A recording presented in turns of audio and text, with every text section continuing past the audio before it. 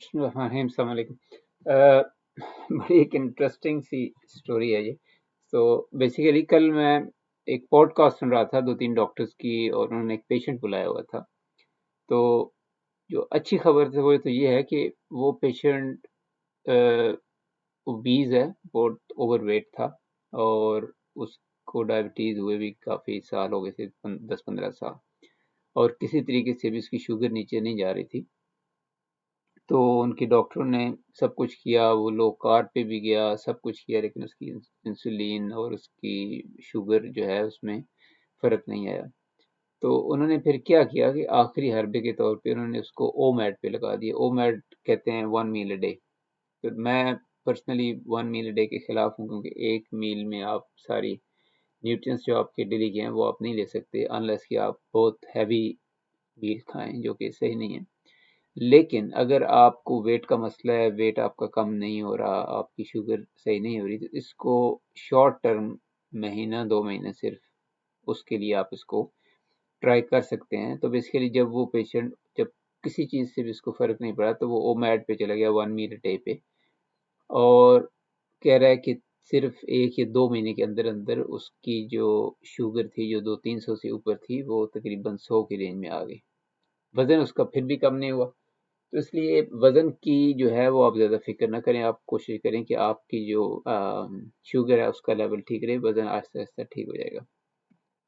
تو جب وہ باتیں کر رہے تھے تو ایک بڑی اچھی انہوں نے انالوجی دی تھی، ایک مثال۔ انہوں نے اس کا OGTT بھی ٹیسٹ کیا، جس کو اورل گلوکوز ٹالرنس ٹیسٹ کہتے ہیں۔ تو بیسیکلی یہ چیک کرنے کے لیے ہوتا ہے کہ اگر آپ کی انسولین بن رہی ہے، کیسی بن رہی ہے، کتنی بن رہی ہے۔ تو آپ کو 75 جو ہے وہ گرام جو ہے وہ دیتے ہیں پیور شوگر، تو وہ آپ کو پلاتے ہیں، اور اس کے بعد آپ کی انسولین اور آپ کی شوگر دونوں کو مانیٹر کرتے ہیں 2-3 گھنٹے۔ تو پتہ چل جاتا ہے کہ آپ کی انسولین کتنی ریلیز ہو رہی ہے، شوگر کتنی جا رہی ہے۔ تو OGT ٹیسٹ جو ہے یہ ریکمینڈڈ اور بیسٹ ٹیسٹ ہے شوگر کنفرم کرنے کے لیے، پرٹیکولرلی جو آپ کی پریگننٹ ویمن ہوتی ہیں ان میں یہ ضرور کراتے ہیں۔ یہاں پہ تو کراتے ہیں، پاکستان کا نہیں ہے مجھے پتا۔ تو انہوں نے اس کو OGTT کیا، تو اس میں انہوں نے دیکھا کہ اس کی شوگر تو ہائی گئی 75 گرام، جب اس نے وہ شوگر کا گلوکوز سیرپ پیا، لیکن اس کی انسولین جو ہے وہ اتنی ہائی نہیں گئی، بہت تھوڑی رہی، اور کرو بہت تھوڑی رہی۔ تو آہستہ آہستہ اس کو تقریباً اس شوگر کو ڈائجسٹ کرنے میں، شوگر کو نارمل کرنے میں اس کو 5-6 یا اس سے بھی زیادہ گھنٹے لگے۔ تو وہ ڈاکٹر صاحب جو تھے انہوں نے کہا کہ بھائی تمہارے جو پنکریاز کی مثال ایسے ہی ہے، ویسے جیسے کہ ایک تھکا ہوا گدھا ہے جس کے اوپر انہوں نے بوجھ لادا ہوا ہے، اور اس کو وہ کہہ رہے ہیں کہ پہاڑی پہ چڑھے۔ تو یہ ایک بڑی اچھی انالوجی دی ہے، اور اگر آپ دیکھیں قرآن پاک میں دیکھیں، اسلام میں دیکھیں، تو تقریباً بہت زیادہ مثالیں دی ہیں اللہ تعالیٰ نے قرآن میں، ہر چیز کی مثال دی ہے۔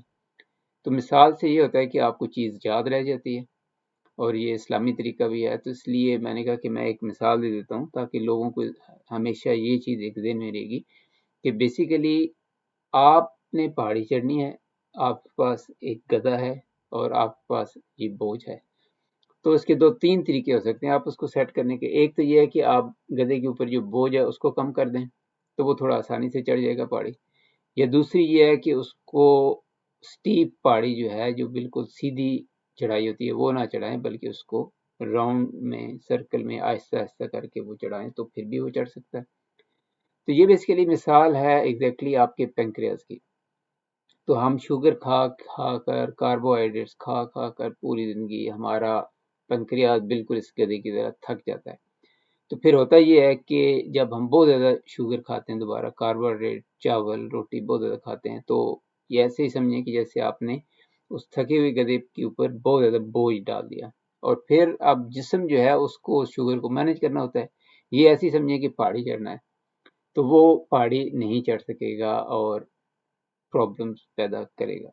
تو اس انالوجی کو سمجھیں، آپ اگر اپنی شوگر کنٹرول کرنا چاہتے ہیں، آپ کا پنکریاز تھکا ہوا ہے، تو اس کو ریسٹ دیں، اس پہ بوجھ زیادہ نہ ڈالیں، اور بوجھ ہے آپ کا کاربوہائیڈریٹس کا بوجھ کم کر دیں، تو آپ کا پنکریاز آہستہ آہستہ سیٹ ہو جائے گا۔ وہ آہستہ آہستہ آپ کی جتنی آپ روٹی تھوڑی بہت کھا رہے ہیں، یا جو بھی لو کارب کھا رہے ہیں، اس کو ڈائجسٹ کر کے شوگر آپ کی سیٹ کر دے گا۔ تو یہ ایک بڑی امپورٹنٹ چیز ہے کہ آپ اس مثال کو ہمیشہ یاد رکھیں کہ تھکا ہوا گدھا، بوجھ اور پہاڑی۔ تو آپ کو پہاڑی بھی چڑھنی ہے، بوجھ آپ کو کم کرنا پڑے گا۔ آپ جو تھکا ہوا گدھا ہے اس کو ریسٹ دیں، اس کو ریسٹ دیں گے تو پھر بھی وہ پہاڑی چڑھ جائے گا۔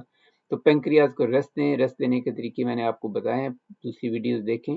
آپ ہفتے میں 2 دفعہ سوموار اور جمعرات کا روزہ رکھیں، اس میں ریسیٹ ہو جاتا ہے۔ ٹائم ریسٹرکٹیڈ ایٹنگ کریں 9 to 5، تو 5 سے لے کے شام صبح 9 بجے تک، یہ بھی آپ کی تقریباً 16 گھنٹے بن جاتے ہیں۔ تو اس میں بھی آپ کا جو ہے وہ پینکریاز ریسٹ کرتا ہے۔ تو یہ ساری چیزیں کرنے سے آپ یہ ہوگا کہ اپنی شوگر جو ہے وہ مینیج کر سکیں گے۔ لیکن اگر آپ یہی آپ کا حال رہا کہ آپ کا گدھا بھی تھکا ہوا ہے، آپ اس پہ بوجھ بھی روزانہ وہی ڈال رہے ہیں اور اس کو آپ پہاڑی بھی چڑھا رہے ہیں، تو ایک دن یہ آئے گا کہ آپ کا گدھا جو ہے وہ جواب دے جائے گا، نہ پہاڑی چڑھے گا، نہ بوجھ اٹھا سکے گا اور وہیں پہ گر جائے گا۔ اور یہ ہوتا ہے، آپ دیکھ رہے ہیں شوگر والے لوگوں کو مسئلے ہوتے ہیں، ہارٹ اٹیک بھی ہوتے ہیں، پاؤں بھی کٹتے ہیں، آنکھیں بھی جاتی ہیں۔ تو بالکل یہ صحیح مثال ہے۔